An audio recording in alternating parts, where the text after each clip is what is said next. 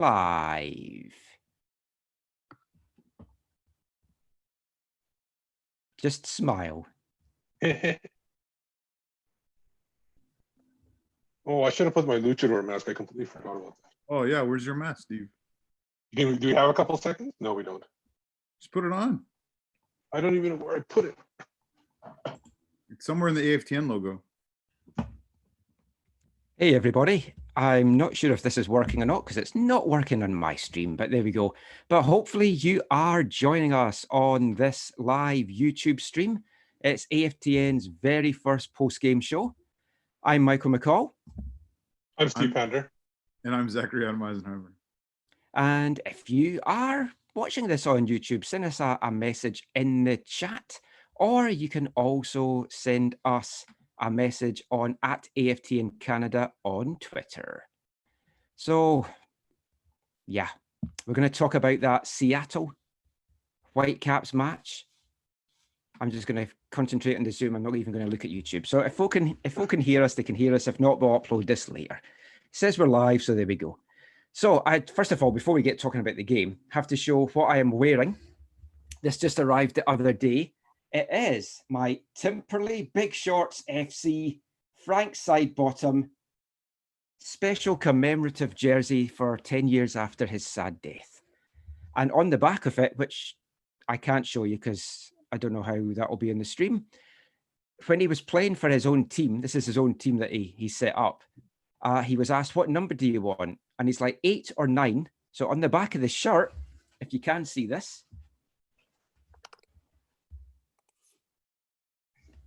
you should hopefully be able to see that said side bottom 8 or 9. But sadly, we're not just here to talk about Frank's side bottom. That might be a bit more entertaining for people. I don't know. We are going to delve into the Whitecaps' heartbreaking, disappointing. Pick your own word for that 4-3 loss, guys. I think shocking would be my word, especially the way it went down. I think that's I don't even know, heartbreaking, because really, were you expecting 7 goals? And well, you might have been accepting like a 5-2 win or something by San Jose, but were you expecting like that close of a game with all those goals? Well, no. I mean, heading into it, I thought, I was just saying this to Zach beforehand, 0-0, if San Jose were tired, a draw, you'd have taken a point, good result. If the Whitecaps tired towards the end, which they clearly did, I thought San Jose might win it late, 1-0. I thought it'd be a scrappy game. I thought so much we played in the midfield. The first half, for me, played out as I thought it would in many regards, apart from the scoreline, in that I thought it would be San Jose with all the possession. I think at one point they were up to 73% possession, and then the Whitecaps just snuffing things out. I mean, that happened. The killer blow for me that turned things around, I think, was just that goal before halftime. If the Caps had gone in with a 2-goal lead, you don't know what would have happened. But as I always say, if the Queen had balls, she'd be the king. So that wasn't the case. But I mean, do you feel that was the big turning point?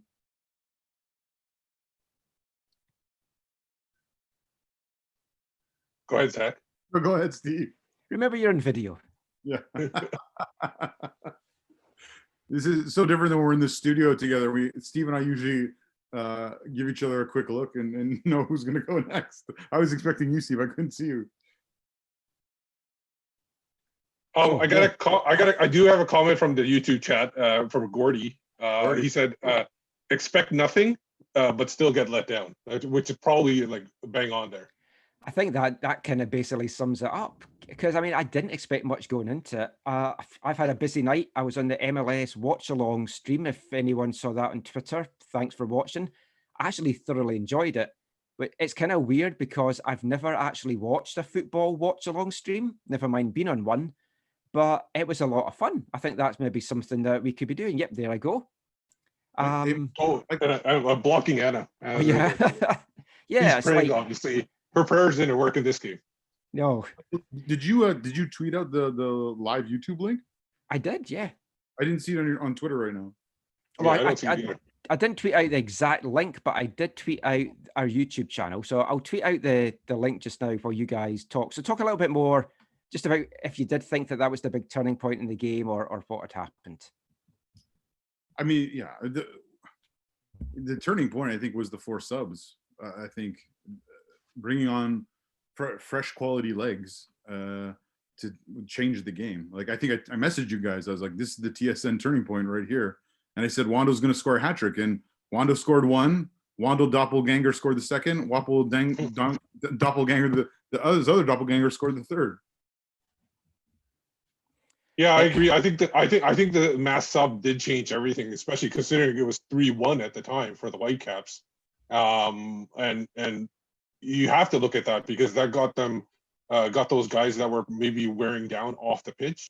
It got like Tommy Thompson was playing left back or right back. I think he was playing left back, and that was odd. So I think Shea Celine is coming on. Obviously, that made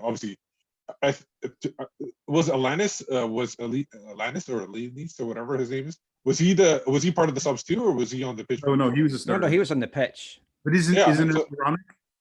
I had an ironic joke lined up. Oh, sorry. 2 of the 3 guys that scored after that being down 3-1 were the subs, so it made a huge difference there. I mean, you knew Wando was going to get a goal. He's like a cap killer at some point. So, and you brought up in the chat, because I was listening to the chat while I was watching the game too, that you said that 3 of those 4 guys should have been starting the game possibly. Yeah, I mean, I would have had Husen, Wondolowski, and Salinas starting that match because they didn't start the game against Seattle. Almeida went with the same starting lineup. Let's talk about that. So Almeida went with the same starting lineup. Whitecaps went with the starting lineup I think we expected, apart from the toss-up was, would it be Nerwinski, would it be Bikel? But then it turns out Bikel is injured. It looks like he could be out for the whole tournament. I mean, I think they're maybe quite even between Jake and Bikel anyway, so maybe not a big loss, but it means one less body that you've got to bring on, especially considering that Bikel is actually a midfielder and not a right back. And it might have made a big difference to sub one of those midfielders off, like in the 70th minute, and to get somebody fresh legs out there at that time. That would have made a big difference. Yeah, I found it really interesting that he went with the exact same starting 11. I know we've talked, Michael, about how MDS has said, "Hey, this is like a World Cup where some teams will ride the same starter or play the same starters, depending on how you want to look at it." And it looked like that's what Almeida was trying to do. He was saying, these are my guys who are most fit and are ready to play my system the best or whatever, most prepared. We've trained with the most, whatever. And they got a respectable result, but more than that, they had a good performance against Seattle. So I think he said, I'm going with them again. Now we know Huijsen wasn't really ready to start. He's been suffering from some headaches or whatever. Yeah. So that was one reason maybe he wasn't involved, but it was not a unexpected decision. But as the game started, like it was hard not to question that decision. And with the fact that we've already kind of said that the turning point was probably the substitutions, I don't think you'll see him. I don't think you'll see him starting the same group against Chicago for the third game. No, and the interesting thing now is it's Chicago's second game, and we're jumping ahead a little bit because we don't have any set rundown for this. We're just going to kind of wing it and just go with the flow of the chat. But that second game for Chicago is San Jose's last. So San Jose are going into that knowing a point is all that they need, and they're definitely through to the next round. So it's like, do you maybe risk keeping some of your strong guys to the second half and bring them on for that and just putting out a weaker team in the first half? I genuinely thought if Vancouver managed to hold on and get the win here, I was really interested what MDS would do for the Seattle game. Would he have gone with a slightly changed, weaker lineup? Not so much writing that game off, but thinking, well, we've got Chicago to come. That might be the more winnable game. But he has talked when we had the chat with him, and he mentioned it again when I chatted at the weekend. He feels going to have to run these regular starters into the ground. And in those conditions, 3 games in 8 days, not used to it. I don't know that he can actually do that, but I also don't know that the depth's there to allow him not to do that. Yeah, and they were mentioning on the podcast that it was like 25 degrees or something like that, which is not that bad, but the humidity was high. Yeah. If you look at Ali Adnan, Ali Adnan looked like he put on his kit, went in the shower, took a shower, and then came on the pitch. That's what he Yeah. looked like even walking onto the pitch. It was like, obviously it was hot as hell there. So those 5 conditions minutes. are, yeah, those conditions are just going to get worse for them too. Yeah. It's going to get worse for them because it's their first game where they might have been fresh, maybe, a little bit rusty, but they were also fresh. But that's going to get worse and worse, especially if they have to play the same 11 every game. Yeah. So, right, we've looked at the Whitecaps starting lineup. We know that was pretty much the best team that could go out there. Let's delve a little bit into the first half and the goals. I mean, that opening goal, absolutely beautiful strike from Ali Adnan. Our man Zach coming up with the stat that he scored 2 goals in MLS as a left-footed player at left-back position, both with his right feet. He's got one hell of a rocket on that right foot. Yeah, as he gets older, he's getting more experience using that right foot. Clearly, those 50 years in soccer have helped out. Yeah, I mean, it's not uncommon for a player to cut in off the wing and use that inside foot to bend to the bottom corner, which both to the opposite side, which both of his goals have been in MLS. Like KJ did a good job breaking it down at the half. That it was one of the few times in the game that Vancouver actually nice photo, Steve. That Vancouver actually played out of or used the extra man that they have from the man marking to their advantage, right? So when Ranko was the free man. He got the ball at center back. He was pushed up, and then I forget which San Jose guy it was, but who was covering Adnan pushed in to pick up Ranko because I think they know Ranko. Well, they knew Ranko had space, and they were worried about him. And then Ranko just played a simple ball into Inbaum, who then put it to Adnan, who was the new open man. And then full credit to him for a quality run and a quality finish. I think that was Tommy Thompson that moved in, that opened up the space for the one. I think you might be right. It was him. Yeah. Well, if we were going to talk about San Jose defensive cock-ups, that second goal, I mean, I don't know what rush to the head that they got, that they thought, let's just push everyone up for this corner and just leave no one back against a pacey. They should have pushed up the goalie too at that point. Well, it wasn't even just that. Sure, maybe there was some reason they wanted to overload. They wanted to have a numerical advantage in the area for the whatever.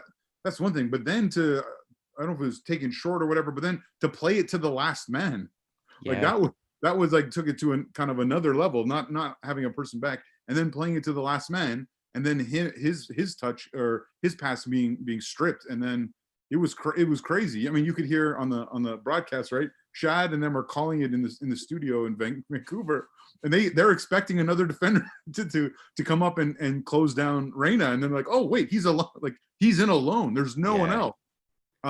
But so as well as Reyna did on getting there and running the 60 yards or whatever that he did, he was very, very fortunate. He was very fortunate that ball ended up in the back of the net, because his thinking was okay, but his actual touch, his actual pass to, I think it was the home to put into empty net, was not good. I think he was winded even before he got to the box. I think he was like done, and he was just waiting for the homie to catch up to him or something. Well, that might answer my next question then, because I was going to say, well, you're surprised as I am that he actually passed the ball and didn't try and have the shot himself. Yeah, I thought he was looking to chip it. I thought he was trying to drag the keeper towards him, and he was going to chip it. I don't know what crossed his mind. Maybe the fatigue of running all that, got to his head or something like that, and he just had a brain fart, and he just didn't know what to do with it at that time. But luckily, the Judson made a great run and was able to get it off the keeper's hand and direct it in net. Honestly, I think he was thinking, I can shoot, but I might miss, and this dude's going to be wide open. And I think he didn't. I think he feared taking that on when he thought, oh, the dude's going to be wide open. He'll just tap it in. But you're right. His tiredness of that huge run probably impacted his pass, and then the fortunate bounces really, really put Vancouver in an unbelievable place. Oh, amazing place. I don't think anyone in their wildest dreams would have thought that was going to be happening. And yes, San Jose had tons of possession, but Max Crepeau, number of strong saves. Some of the defending from the Whitecaps guys as well, they were throwing their bodies at the ball. I mean, it was great stuff. And you thought, they're doing well. going with a 2-goal lead at the half. It's going to be magnificent. And then fortunate. This is the kind of goal that when I played football at a really crappy level that I would score. Just luckily stick my foot out and it hits off it. And he'll obviously say that he meant that. But that was just stick your foot out and hope for the best. He meant to either put it on goal or to get it to a teammate in front of the net. Like, move it on. Totally intentional. Yeah. It wasn't like a fluke reaction. It was an intentional touch. Is he fortunate it found the back of the net? Probably a little bit, but full credit for attempting it. The thing is, their previous corners, I think, had all been up in the air. This might have been the first one that was, or one of the first ones that was lower to the ground, because before that, Kamiri and Ranko had been dealing really well with the ball in the air, and I think this was the first time they got it lower to the ground and it worked for them. It was the 12th corner of the first half, which tied a record for most corners in half, and they obviously broke the record for the most corners in the game. More records to come. It seems to be whenever the Whitecaps and Sanhemi, this record's broken, but it's not really the kind of records that you're thinking like, yes, fantastic. Yeah. So I mean, get your comments in on the chat. We'll get to those very shortly, and we'll take some tweets that we've got as well. So you can either leave your comment in the YouTube chat or tweet me at AFTN Canada, or Steve at Whitecaps Beat, or Zach at Zachary AM. We don't know how long we're going to do this for. We'll just do it until we've run out of things to talk about, until the light goes here. You told me it was a 3-hour show like usual. Yeah, I've been talking for over 3 hours. I only got asked to do the MLS watch along at 5 to 5, and I hadn't eaten by that point. And it's like, yeah, we'll be starting at 5:45, and it's like, okay. Yeah, but Toss came off the bench for you. Yeah, that's true. Gave me a little bit of a break in the second half. So I mean, that was good. Yeah. That was very nice of him. I got tossed off by Toss.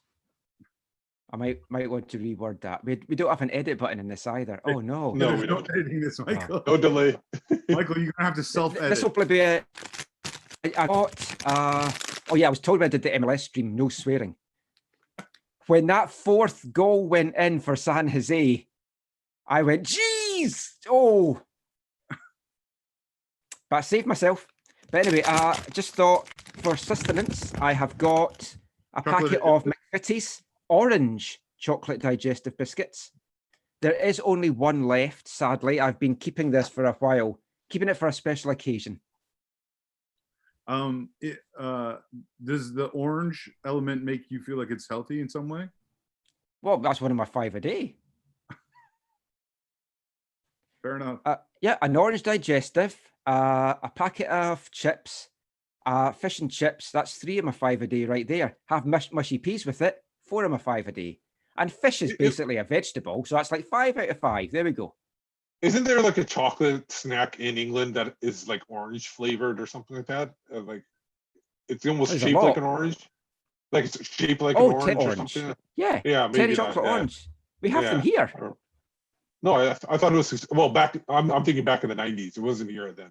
So, Michael, do we want to keep breaking down the game because we got a couple of good comments in the chat. Sure, right. Let's get to the second half. Then we'll get to the chat. Then we'll talk more about biscuits and chocolate because that's what everyone. Well, one thing about this, about that, that had the board that was behind the nets and everything. Yes. The ball would constantly disappear when it would be up in the air. Where'd the ball go? Where'd the ball go? It was like it's been like that all the games. It's so frustrating. This is the first one I watched, so I don't know or pay attention to fully. Well, they shrunk the Adidas logo in the middle, so that's a bit better now. Yeah, it isn't actually annoying me as much. I've kind of think I've got used to it.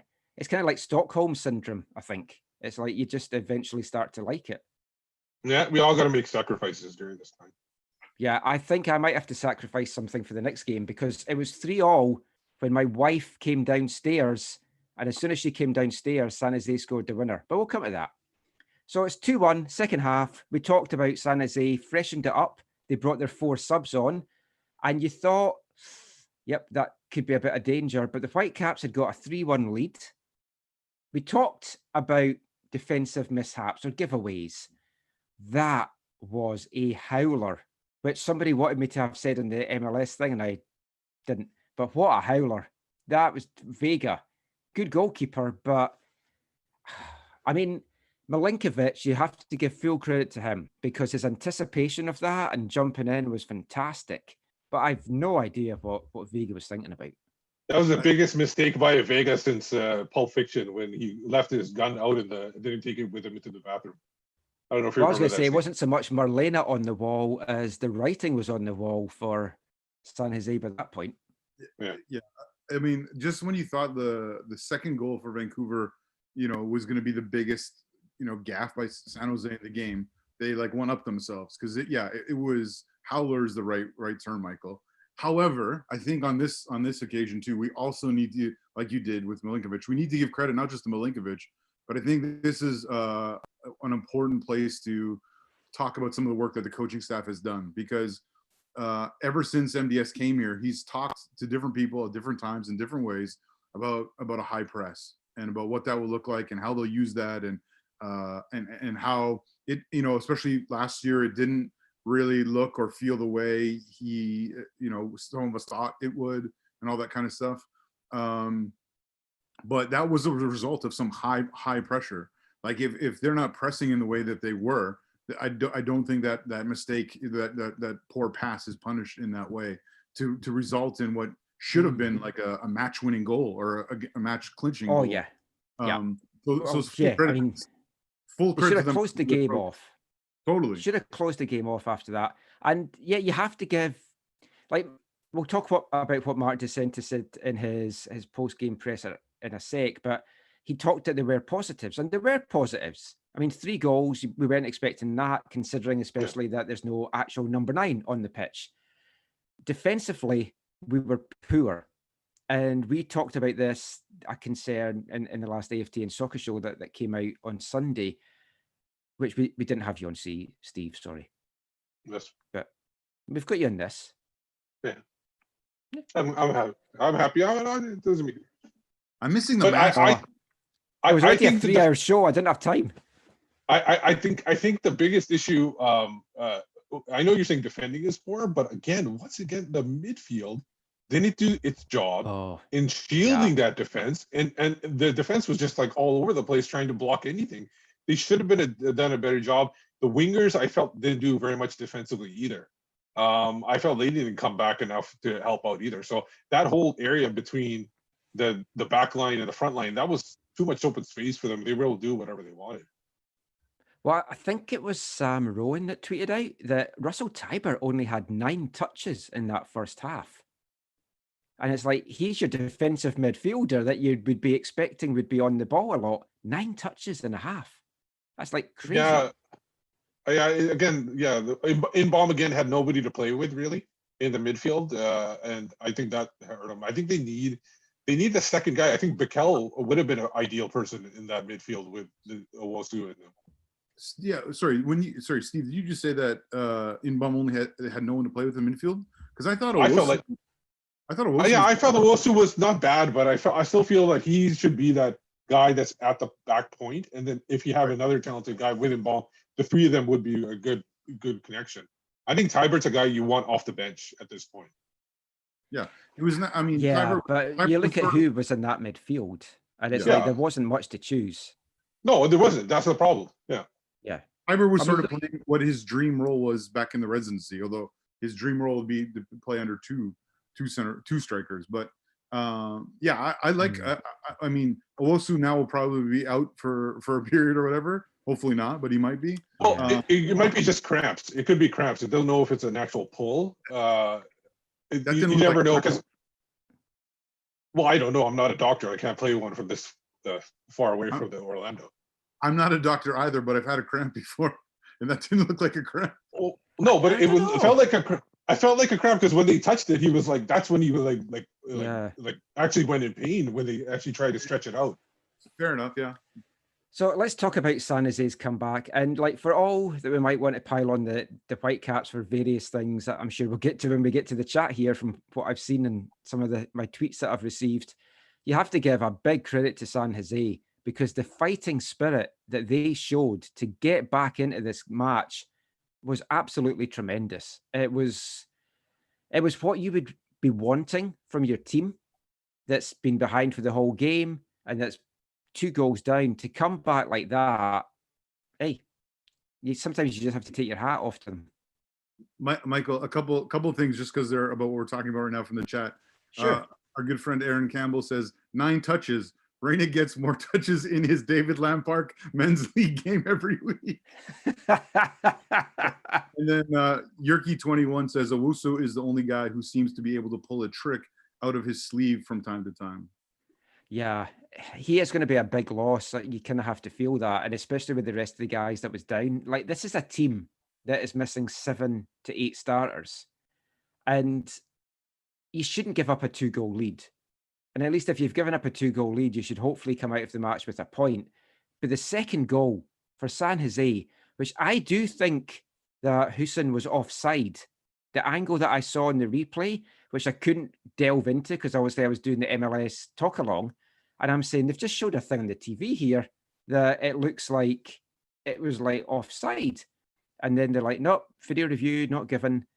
But that aside, the marking, 2 San Jose guys unmarked in the 6-yard box. Crazy. I agree with you, Michael. When I saw the replay, I was like, oh, they're bringing that back. But Yeah. no, Steve's picture is accurate for the defending. It was shockingly bad. And I know, MDS doesn't want to single out players, especially for poor performances. And I know he does not want to do that with Jasser Kamiri, especially because he rates him so highly. And he's invested in him, not just money, but also in terms of building him up to people. And in terms of what he expects or what he longs for him to contribute to the side. But he was not good on that goal, and he was not good on the third one either. No. I mean, I talked about the lineup earlier on. I personally was expecting Ranko and Jasser to start at centre-back. But are you surprised? And obviously hindsight's a great thing, but are you surprised that Cornelius didn't get the nod? Or at least, and this was asked in the post-game presser, at least bring Cornelius on, go 5 at the back, kind of shore things up. For sure, yeah, I agree with that. It would have been ideal, especially considering how many corners they were giving up, that it would be ideal to have another person that can get up in the air. And maybe go to man-to-man marking eventually, where instead of the zonal, and change it up a bit once in a while, considering you had so many opportunities. I think in the end it was like 22, 23 corners they gave up.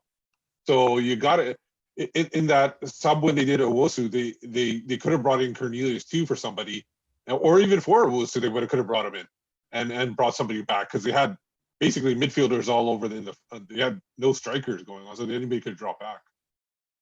Yeah, I saw a couple of tweets before I jumped on that did question Mark DeSantis's game management here, especially because he didn't use all the subs that were available. You look at the bench though, and you'd be giving all these guys a debut. And I think if you'd brought them on and they'd lost, folk would have been saying, oh, it's because you brought on all these inexperienced young guys that couldn't see out the game. Why would you bring on so many young guys? Yeah, okay. And that's a valid point. But I think the one person, and I think Aaron also brought it up here in the comments too, in a way, is yes, there are a number of young guys. It would have been hard to bring them all on. It would be hard to match San Jose's 4 subs at one time. But it felt like it needed something more than what was done. And the one person they could have called on to go to 5 at the back, as you guys just talked about, would have been Derek Cornelius. It would have been really easy to bring him on to help solidify that. And I don't think, I mean, as much as people would have complained about the possession stats and the corner record and all these other things, I mean, had they pulled off a 3-2 win by just bunkering, which they were doing anyways, but if they'd been successful at that and by bringing on Derek Cornelius, I don't think MDS would really care. I don't think he'd be angry the way he is right now. He would be like, yeah, we had 25% possession, but we won, so shut up, kind of thing. But now it's like, yeah, we talked on the pregame show, Mike, or we talked about last weekend on the podcast about how the coach of the Vancouver Whitecaps really is limited in what they can do in terms of building their squad. And we talked about how MDS specifically in this tournament is totally hamstrung by the situation with the players not going, and now with people leaving for legitimate reasons and injuries. But Derek Cornelius was one card he had that for some reason he didn't play. And he even could have played him. He could have played him at the left too, on the left side, because he has played left back a little bit, and moved Ali up front and made him use him as attacker. And maybe they could even pull the goal back on a counter attack or something like that. I mean, what did you think in general of Kamiri and Ranko? Is that the two you'd go with in the next game? For me, I think you have to bring Cornelius in at this point. I think you need to rotate it because clearly Kamiri was the one. Ranko, I didn't notice him wearing down at all, but Kamiri was wearing down a little bit. Yeah, I thought Kamiri was wearing down, especially like you said on that third goal. He just wasn't able to get up, and he lost the ball to Alanis. I think that was the big difference there. But that third goal, absolutely fantastic header. Yeah, you could say maybe Kamiri should have jumped up with him, but I think Alanis took it very well. It was a really well taken goal. And the winner from Shea Salinas, who we talked to him on the show, I think last season, might have been the season before, when he had It was last season when he visited last time. Right, because like time, I don't know what time is anymore. Yeah, last season was like 5 years ago, I think. But he found that rich vein of form. He got 6 or 7 goals or something last season. And there's just something that's just unlocked in him and unleashed in him. And that was as sweet a goal to be a match winner in stoppage time with one of the last kicks of the game, I think, that you're going to see in this whole tournament. And yeah, it's gut-wrenching because it does feel like, even if it had been 3-3, on the MLS stream, we had Anna on it, and Anna was saying that she'd settle for that, considering everything going into the tournament. And yet, going into the match, I'd have taken a point. But the way that the game had played out, I thought if it finishes 3-3, that's 2 points just thrown away, but not the end of the world. You can recover from it. To lose your first game in the tournament and to have a really tough game now against a Seattle side that have to win, I feel, because I don't think 3 points is going to be enough.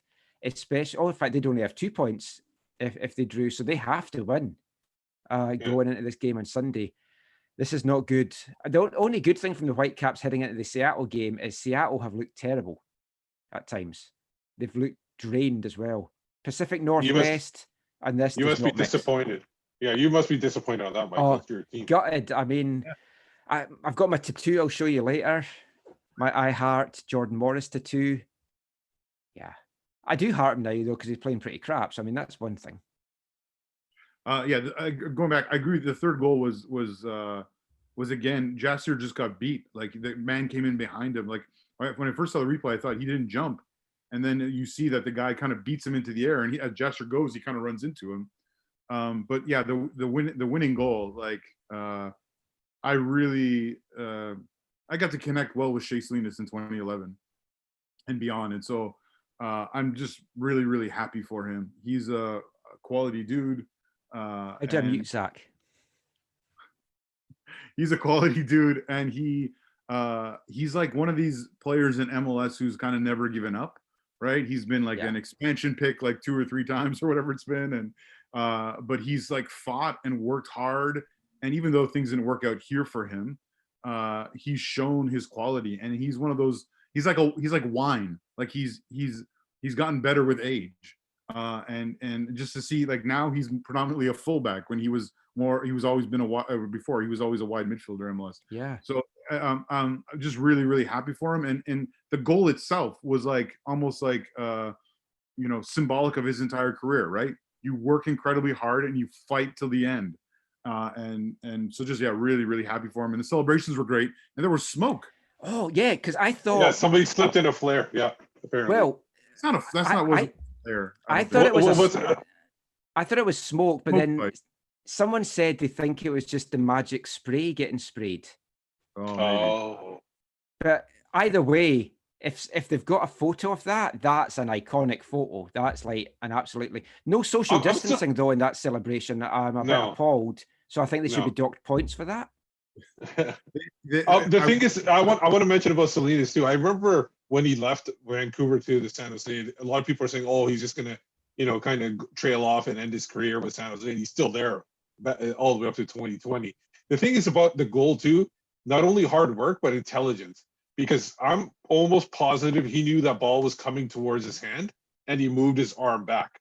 Because if you can see, he looks like the ball would have hit him and then moved his arm back, but he actually moved his arm back on his own in order to avoid that ball. So intelligence too on that goal. Veteran play. Veteran play. Yeah. So let's get to some of the. Sorry, Zach, what was that? Just really, really happy for him. Yeah. But you learn as you get older. You learn with experience. This is our first YouTube chat. What I've learned is not to wear a black t-shirt in a room where the light is fading fast. I'm soon just going to be a little white head.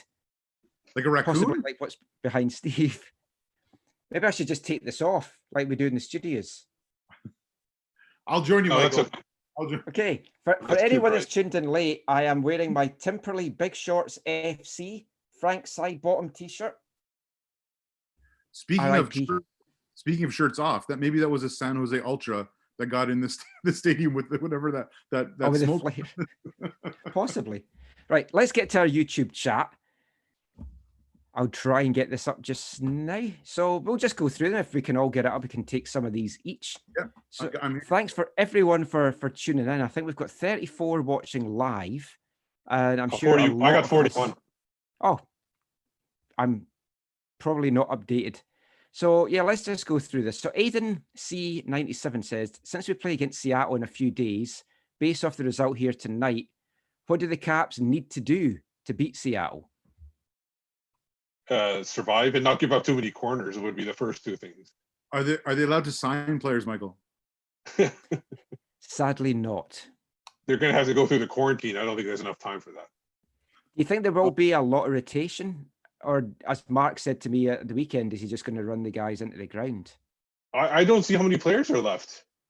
I don't and considering that I like a lot of them saying that they're going to, after this tournament, they're actually going to go back to their home stadiums and play games there. I don't think that's going to happen. So you might as well run everybody into the ground because they're going to have a lot of time to recover afterwards. I mean, yeah, if Owusu's out for any time, that's going to impact them.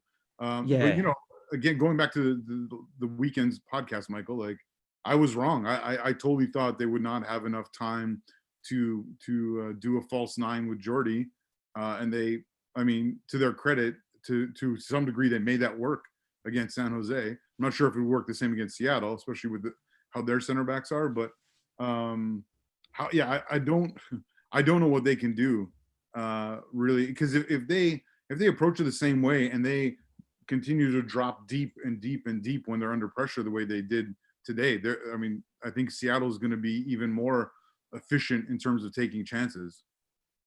Yeah. Just got a nice DM from our good friend Aaron Campbell, former AFTN writer, who's watching this on his 55-inch TV and says, "We have faces made for the radio." Could not agree more there. That's why I've been loath to do these videos. It's the two young, good-looking lads that's been pushing to do these videos, not so much me. Which guys are Michael? I'd probably obviously Gideon and Joe. We'll get them on to get the young girls watching on Sunday. Or Aaron, switch your phone. Well, Aaron Campbell just called me a toad as well. Yeah, with that ball behind your head. Oh, so Gordy Parenteau, he said he watched the first game at the Brighton, had a couple of beers, left at half-time, and it says he looks like he left at the right time. So, I mean, as far as you're concerned, we've won. So I would just go to bed thinking that. Don't read anything else. Don't watch any more of this. It's probably a bit too late for that now, but yeah, there we go. Mike Gibbs one? Mike Gibbs. You can read that if you want. When are they going to give up on this friggin' zonal marking on corners? Not at this point. I think I think it's set in stone that they think that's going to work for them. Let's ask Mark DeSantis.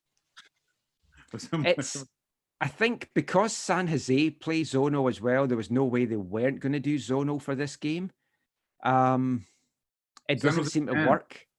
Yeah, I don't think we've got the players that necessarily brings this off to the best of our ability, or at least the players that's down there as well. Anyway, and I think it's okay to start with zonal, but I think they should be prepared to change up if it's not working for them, because because with zonal it takes a lot of thinking and you know, and the thing is when you're in those kind of environment without all that heat and you're tired and everything, you don't really want to think. You just want to mark somebody that's close to you, and be able to just go off like muscle memory, where you've done it for most of your time when you've been training soccer and everything. It's mostly been man marking. So why not just go stick with that? So I think you got to be prepared to maybe start with it. If it is not working, move to man marking at that point. But one question aside from the zonal marking versus man marking on corners, or a hybrid, which I think they're technically a hybrid, but I might be wrong on that. But it was another moment in Vancouver Whitecaps history where I think, some people watching that would have longed for the older days of corner defending, because like other key moments in their history, a man on the post would have prevented a goal. Right? That's the first goal for San Jose. If there's a man on the post on that flick, that doesn't go in. No, it doesn't. I do agree with Ryan on the YouTube chat. He goes, I mean, we did successfully defend 20 corners. So that is a positive. The percentage-wise, we did pretty good on there. Yeah. And to give up that amount of corners is mind-blowing. And I felt like there was a magnet in the soccer ball that there was one time it felt like it was going towards the sideline, and it just like swerved around and went to the corner. I don't know what was going on there. I'd like to get some reviews on that. Yeah. Some more of the messages in the chat. Ian McHugh says the food chat is less depressing, so we can get back to that. So Jaffa cakes are orange too. Of course they are. I've got a nice Jaffa cake tin downstairs that maybe I'll bring along for the next show. Ryan Tomshek says that he needed better MDS audio on the US broadcast. I think he's possibly one of the coaches, though, that has a special 7-second delay button, knowing how passionate he is. But yeah. Was there wasn't a national broadcast for the US, was there? Or oh yeah. Was there? I didn't even know that there was. I thought it was maybe just muted out or something like that. No, because this was the only game that was actually played today. So basically what they thought is San Jose, Vancouver, no other game can better that. Let's just get that on as the only match of the day. So that, I mean, that's really why. Was it on ESPN or Fox? That I don't know. I know it was on TUDN, which I think is the Mexican channel or the Hispanic channel in the States. Because I didn't notice it on any of it. Aaron Campbell said, Ranko is great getting forward in the first half. Defensively in the box in the second half, he looked exhausted, like he hadn't played a meaningful game in months.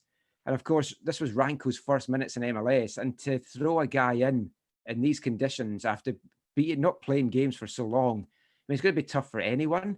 I think he handled himself well. And I liked what I saw. Mark told us in the chat that we had at the weekend that this whole tournament is basically not a good reflection of anything. It's not going to be a good reflection of teams. It's not going to be a true reflection of players or their ability or anything like that. So I don't know what we can take from it, really, but Ranko did impress me. He'd probably be up there as one of my top 3 maybe for the game. Oh, yeah, for sure. I mean, when you let in 4 goals, it's hard to say that, one of the defenders impressed you, but I think he did enough other things that were really impressive, especially being on the ball and going forward. And again, that opening goal for Vancouver doesn't happen without his pass and without his setup for it. Yeah, for me, it was probably Ali. I think Crepeau, even though, like you said, 4 goals, it's hard to pick a goalie. But I thought Crepeau was one of their better players. He made some good saves. Yeah, and I think the other guy was what's his name? I thought even though he was kind of quiet, I thought Milinkovic had a decent game here and there. Like he wasn't that good, but not too bad considering he played all. I don't think he got subbed off, so I think he played the whole time. Ali Adnan, yeah, of course he scored a brilliant goal, but he had moments in defense that were Ali Adnan like. Oh yeah, well you got to expect that. According to Aaron Campbell, 57-year-old Ali Adnan, and but also just the antics, I think, are if they haven't. Yeah, already, let's get to that, because I had a tweet about that. But yeah, he definitely made the most of a lot of the stuff tonight. And one thing I will give him credit for is I was genuinely concerned because we know what a threat he is going forward. And we've seen he doesn't track back sometimes in normal conditions. And I was a little bit concerned he might not have the fitness to keep going up and tracking back. But full credit to him, he played a solid defensive game for most of this game. But the play acting, the overreacting, it's a bit much. But his passion, you cannot fault that. And you saw it after the match. Oh, for sure. After the match, you saw. Yeah, I was worried he was going to get a booking or something after the game, but thankfully not. Was it the ball in the face that you think was overreacting? Because I kind of think that was, that's a ball in the face. A little bit, but he was also, when he was brought down at the end, there was that one where he made the most of it after he actually swung his arm out at the San Jose player's face to begin with. Yeah, but I think he got his shin guard taken off in that one, so I think that was a decent tackle there. There was also the one play too, where didn't he almost like elbow the guy in the head? Yeah, that might be the same one. Yeah, but yeah, no, he's just going. He's looking for the call too much. In an MLS, we've seen with players in the past, once you have a reputation for that, you don't get the calls. Yeah, and we have unfortunately had a few of those there. Ian McHugh touched on the fact that we mentioned about the balls disappearing in the ads and stuff. It is quite annoying. Aaron Campbell said Cornelius should have been subbed on for Kamiri. I think he should have been subbed on along with those guys, as we've already kind of touched upon. But yeah, you couldn't have taken Kamiri off in that game. As big mistakes as he made. Ryan Thompson, a good point though, is that if we'd paid a similar transfer fee for Cornelius, he'd probably be starting. We have shelled out money for Kamiri and for Ranko, so that might be part of the reason that they're starting. But I think we know that Mark is high on Kamiri, and he's spoken very highly of Ranko. Ranko's been doing some media as well, so I was pretty sure he was going to actually get the start. Jerky21, Owusu is the only guy who seems to be able to pull a trick. You read that one already, sorry.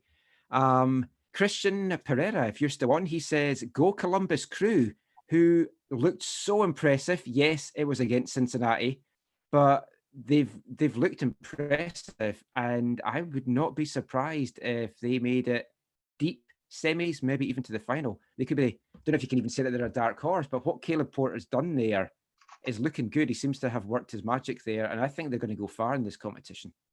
I think too, being in Columbus and being close to where he was at Akron for so many years is like helpful for him in terms of being settled. And I think he was settled in Portland, don't get me wrong, but yeah, I think there's some potential there for them. And you hope, I mean, I guess the hope is whatever happens with this MLS is Back tournament and whatever happens with the rest of 2020, you hope for them that as they move into 2021 and move forward with their plans to build a stadium in their city, that a quality side that plays good attacking football will help them grow as opposed to shrink, which they've been doing for quite a while, it feels like.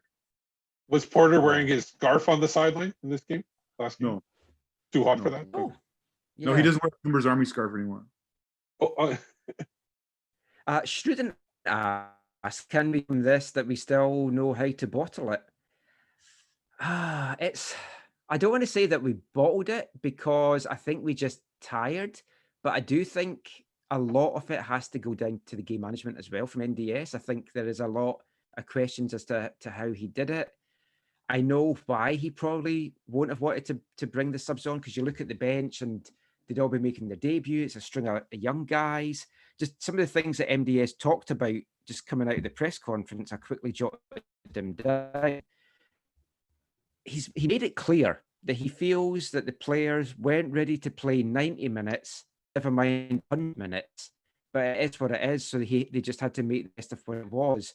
He talked to me about that as well. He just frankly felt that this team was not ready for a tournament at this time with all season friendlies and such a big gap. And I know you can say it's the same for all the teams. Did we bottle it? I don't know if I would say exactly bottle it, but I would question kind of our fighting spirit once the third goal went in. Did our heads go down a little bit? Possibly. I think also that the fact that the Whitecaps I think we're might have been the last team or one of the last teams to arrive in Orlando. So Yeah, they and didn't have very much San Jose were training. one of the first because I mean, Yeah. Mark mentioned that as well. They were there because they couldn't train in San Jose, so they've Right. been used to the conditions for ages, and they did have a game under their belt, which is I played on Sunday's show, and I asked Axel Schuster this on Tuesday, who's got the advantage going into it. He said, ask him after the game. I think we kind of now know the answer to Know that. his answer. Yeah. Yeah, but we did tire just as San Jose found another level, but they found that other level because they made 4 subs at the hour mark. And I mean, it goes back down to this debate, and it was a debate I had on Twitter with some people today when we're talking about IFAB have now made the 5 subs rule is something that's going to be carrying forward into next season. With MLS, I'm not sure whether it carries into 2021 or not. We can clarify that. I like it, but I'd like it tied into them using young players. But then someone made the point that a lot of young players aren't ready to play at this level. And it might be that MDS feels that the guys on the bench, he had to put them on the bench because he couldn't even field a full bench, but he just doesn't feel that they're ready to throw into a game like this. But if you're not ready to throw them into a game like this, when you've got players injured, when do you throw them into a game? Yeah, you just got to put them in. You just got to sink and swim with them. Everybody knows what the Whitecaps like, the amount of players they're missing, right? Everybody knows that they're going through this. So nobody's going to blame them for trying stuff, different stuff. I'm not expecting anything from the Whitecaps during this tournament at this point. I was initially when I was at halftime.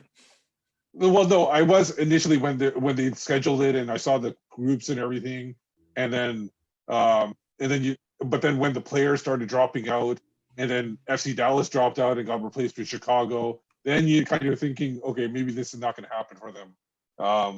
They can still, I still see them as an outside chance to get to that 3rd spot if they get a good result against Seattle.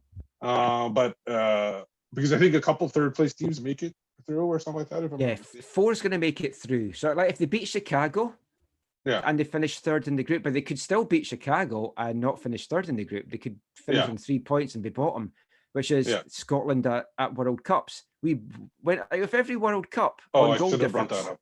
Yeah, I'm going off on it now. So it's just like during the MLS watch along, David Gass that was hosting it said something about, well, it's better to have this on TV than darts. And I was like, oh, if we're going on to darts. And he's like, no, I don't want to talk about darts. And I was like, no. You brought it up. Hey, on another good note, I don't know if you noticed, but Prague Tim's wife says that she disagrees with Aaron, which I think means that she doesn't think we're all mingers. Oh, I thought she didn't want me to take my shirt off. Oh, maybe that's he was wanting me to take my shirt off. Oh, that's probably it then, yeah. I mean, I'm prepared for AFTN After Dark. Get a few of the Phillips beers, get naked. What could go wrong with our careers? Yeah, back to the chat. When you talk about the subs there, I wonder, I mean, I think the score played a role in it, but I wonder if, like, going into the game, part of Almeida's plan was, if we're not winning, I know they don't have a lot of regular starters as subs. They have a lot of academy type, fresh players. So I'm going to bring on a significant number of subs to try and outrun them and out experience them, with my subs. I don't know. I wonder if he had that in mind, beforehand. Like, hey, if things are going well, this is one of the cards I have. I can overwhelm them with my subs and do it that way, which he ended up needing to do, and it worked out. Plus, they had, as Aaron pointed out, they had the 75-minute hydration break, and then there was that really lengthy delay for Owusu that, like, even as a Whitecaps fan, I thought, this is going on too long. Why just not getting him off the pitch? But I think that ultimately cost the Caps, because we were talking about it on the broadcast. It's like, who did that give the advantage to? Which team did it kind of let revitalize? Did it stop San Jose in their tracks? But they seemed to regroup and have a better game plan after it, whereas we were holding on. And it looked like that winner was coming for San Jose. And I thought it would be the opposite. I genuinely thought San Jose would tire in the closing stages of the game. We would bring Theo and Ryan Raposo off the bench, use their pace to run at them, We did bring them off the bench. Raposo did a lot of running. Theo Bair, I'd be curious to see how many touches he got, because he just could not really get into the game. He was unleashed at one point on the wing, but there was no support up there. And those were the two guys that I genuinely thought, bring them on, they will run riot against a tired defense. But that wasn't how it played out. Yeah, I thought Raposo should have came on earlier, whether it was for Reina or anybody else. I thought he should have came on earlier in one of those spots. I thought you could see the potential that he had in a couple of runs and everything like that. But I agree with you, Theo Bair. The thing is, Theo Bair was known for being very fast, and I think the whole growth spurt has caused him to lose some ability to run at people and with speed. So you will hopefully that does resolve itself. But overall, I think they do need to make a couple changes here and there, just to make it rotation wise.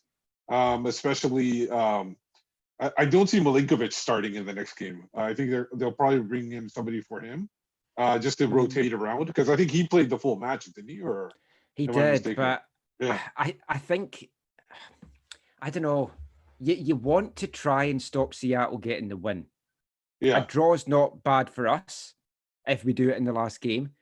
Right. You stop Seattle winning, they're out of the tournament, because even if they finish third with 2 points, you're not going to see a third place team with 2 points going through. No.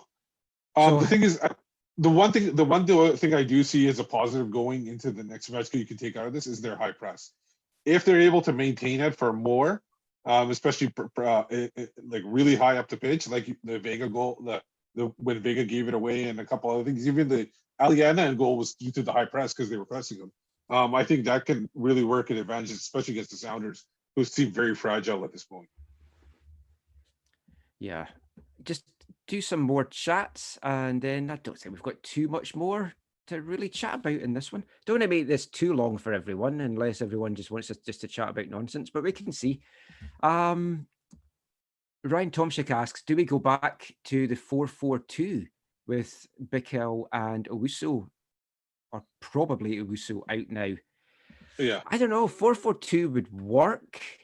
I think against Seattle, I wouldn't mind that. I still would like 5 at the back. And I know 3-5-2 hasn't worked out very well, but if we're trying to at least just get a point out of this, 5 at the back with all 3 centre-backs in, I wouldn't be averse to that. Or even if you put Patrick Metcalf as a sweeper centre-back kind of thing. I don't know about that, but I think 5 at the back would also unleash Nan up the pitch. So I think that's not a negative, considering he was one of their more dangerous players. Yeah, if they play 5-4-1, for example, I think you'll see Adnan as both a midfielder and like almost an extra striker attacker. So I mean, with what the limited options, with what feels like limited options that they have going against Seattle, who has played, their performances have been poor, the results have been poor in this tournament. But I think this game will be different because, one, their backs are against the wall, and we know what it looks like in the league when their back is against the wall. 2, it's against Vancouver, who, despite Vancouver getting the occasional good result against Seattle, I think Seattle's results against Vancouver are better over the years. And so I think Seattle's going to be up for this game in a way that maybe they haven't been because of the situation. So if they went 5-4-1 in this game, I wouldn't blame MDS at all. Interesting. Like Sam Porter asks, what positives can we give heading into Seattle and Chicago? And the big, potentially controversial part of this group is that the last game, Vancouver against Chicago on Wednesday, is way after, 3 days after San Jose and Seattle have wrapped up their games. Yeah. So you could have Chicago beating San Jose. Chicago's on 6 points. They know they've won the group. So they just rest players going into the last game. But the flip side of that is you've still got to remember that MLS season points are on the line. So you'd be kind of throwing away 3 points in that game. But then if you're putting everything on this tournament and you think they're a Western team, we can afford to lose, give up 3 points, make it up if there's a season, which I would doubt, but you never know. I think we might have another tournament like this. Yeah. But I mean, that's a agree that. I think there's a better chance of a tournament than the whole season.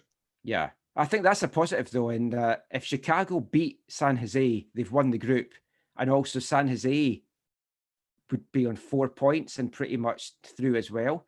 So we might, going into the Chicago game, have a chance of getting a win there. Seattle, I'm struggling to find positives just now, aside from the fact that they really have not played well in their first 2 games. I do worry about what a wounded Seattle might be like, because you have to think they would have been one of the favourites going into it. Mark, as I mentioned, talked about this tournament's not a fair reflection of anyone. And I think it's not a fair reflection of Seattle. We know what a good team, what a dangerous team they are. But Morris and Rui Diaz have been terrible so far. And Morris seems really struggling in particular with the heat and the altitude. He is a type 1 diabetic.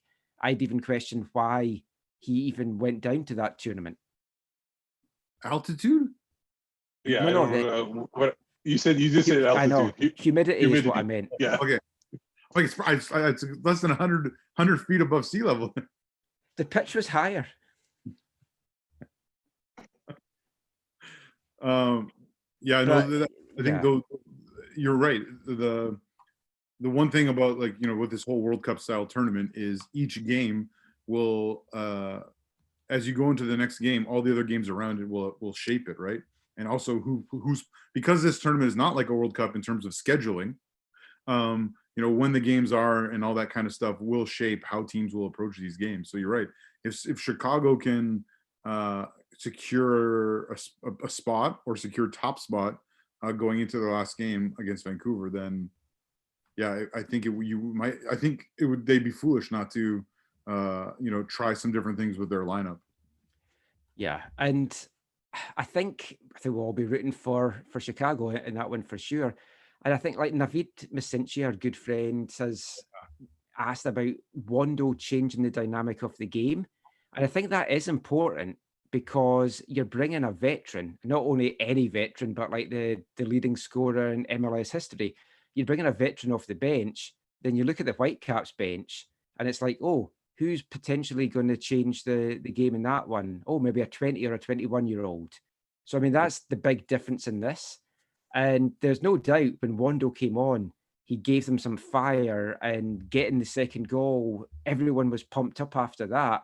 And Freddie Montero to St. Ricketts, those 2 guys would have been our Wando for this tournament if they had travelled down there.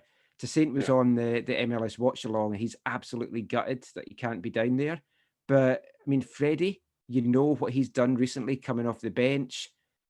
I just think not having those guys to bring on is ultimately something that's really, really hard for Vancouver to overcome. But the thing is, one thing I wanted to ask you guys, I should have asked this earlier, but those kind of strikers, how much effective would they been in this press, like the way they played today?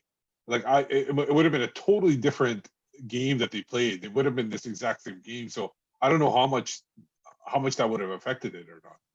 Well, Luke Cavallini has done a press with Canada and been effective, if memory serves me right. Now, I know the dynamics are obviously different, but I would have had, I don't think they would have had any problem. No, but you? Okay. And with Toss's pace, I don't see any problem there. If you're talking about the Colombian, then yeah, I think that would have been different. Yeah. Gordy does make a good point, which I forgot about the whole Chicago game, is it's 6 a.m. our time. Yeah, so 8 o'clock show, 8:30 show in the morning. Yeah, let's do it. Let's do a post game at that. Breakfast with AFTN. We'll have Bucks Fizz. So a couple people are asking, yeah, we renew this every game. Also, someone on Facebook asked if this is going to be tomorrow's podcast. I thought about bringing it out as a podcast as well, me as well, just like send it out to folk. Yeah, I didn't respond. I'd like to do more of these. I've been wary of doing these, not just because we've got faces for the radio, but primarily because I didn't really know what the demand was, but that wasn't too important. The main thing was the technology side, because if it comes to writing, audio, talking, totally fine with that. The video side of things, I'm pretty clueless about, but this seems to have worked fairly smoothly. despite me initially forgetting to send the link out that we were live, but some folk will have tuned in late for that. So apologies for that. So we'll see how this does in the rerun. See how many folk watch it after the event as well. If you guys are up for it, I'm happy to do this on Sunday, and we can make that just a live podcast and then just bring that out as our podcast. Sure, I think it works for me. would be good. The 6 a.m. game, I don't know. If I'm up doing the MLS watch along at 6 a.m., assuming they ask me back, then we might do this as well. But if I'm not, I don't know. I'll see what happens in the Seattle game, because I might not get up for 6 a.m. live. If we do the one on Wednesday in the morning, I might have to jump off the show once in a while if I get a call during my regular job. Yeah. So I'll be jumping off once in a while. There was a few folk in the chat that said take it off, so I think they meant my hat, so I'll take that off. Okay. This is why I'm wearing a hat. Too much baldness on the screen. GM wants Michael or Steve to help you get a Scotland curling photo in your backdrop. Oh, if you can get Eve Muirhead in the backdrop, that would be good. I'm going to try and get a green screen, because I've tried to get stuff in my backdrop and I need like a solid color, or I'll hang a sheet up or something anyway. But I think let's just call it a day. It's coming up for 10 o'clock. I've been talking for about 4 hours straight now between a variety of things, including the MDS presser. Oh, actually, just before we go, a couple of other things from the MDS presser. Oh, yeah. He said that he felt he didn't make all his subs because he felt that the players on the pitch were good enough to close the game out. And he just said that the big positive that he takes from it is that we scored 3 goals without having a number 9. But at one point, we'd scored 3 goals, but only had 2 shots on target. So that kind of negates that a little bit. That would have been so Whitecaps to win that game with 2 shots on target, but scoring 3 goals. But I think that's pretty much it, unless you guys want to add anything else. No, it was good times. I'm glad we finally got to do this. It makes me think of the time we did the Mixler.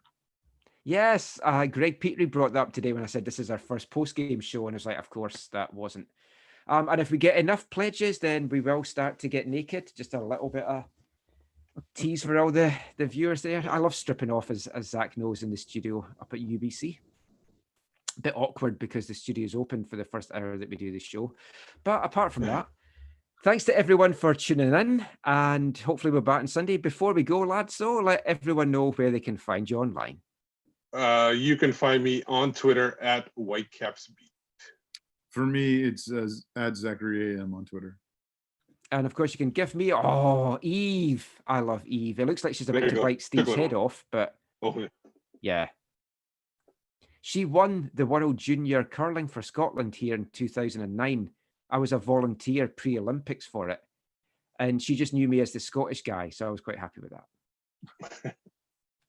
But anyway, I'm Michael McCall. You can find me on Twitter at AFTN Canada. Read all our stuff, aftn.ca, where you'll read, hopefully, Steve's match report. Did you get it finished? Yeah, I sent it to you. Okay, awesome. I'll have pictures up as well, because the great thing about this tournament is they've got so much access. So we've got tons of pictures to pick from, and they're all free to use, and video clips and stuff as well. Oh, I thought you were saying Tom was there. We might bring this out as a podcast as well. We probably will do a post-game show with this on Sunday. We'll do it again after we tune into the post-game press conferences, just to hear what Mark has to say. If anyone doesn't know, the post-game press conferences you can actually watch live on the MLS Twitter feed as well. But thank you so much for joining us. This is our first live YouTube thing that we've done. I think it's gone without a hitch. I guess we'll find out tomorrow when I kind of check it back. But as always, thanks for listening. Take care. And on the caps. Bye, everyone.